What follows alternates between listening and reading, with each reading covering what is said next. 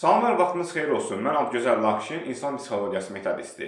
Belə bir ümumi psixosenzura var.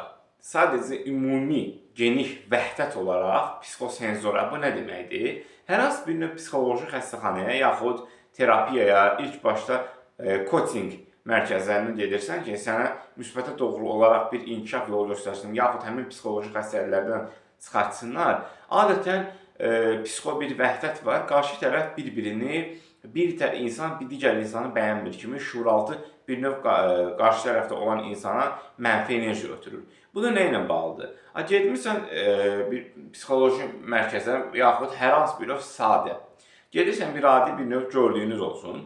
Bərbərə yaxud belə deyək saç mərkəzinə ki, hansı ki belə deyək bir köhnə vəziyyətinizdən yeni bir sima yaratsınlar və qarşı tərəfdə sizə başlayır digər tərəfdə qınaq obyektini sevməyə. Saçınız sənin pis qırxıb, sənin başın pis gündədir və daimi olaraq müsbətə doğru özünə müştəri yaxud klient cəlb etməyə.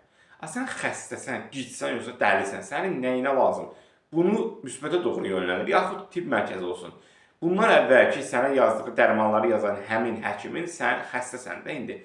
Onun müalicəsi qınaq obyektini çevirməyə və əslində bu xəstəlik qalır bir kanda başlayır bir növ öz reklam obyektini artırmağa və bu da psixo vəhdət ondan qaynaqlanır ki, insanlar daimi olaraq 70-75% bir-birini bəyənmirlər. Mən yaxşıyam, sən pissən. Mən düzəm, sən səhvsən. Kimi hər zaman belə.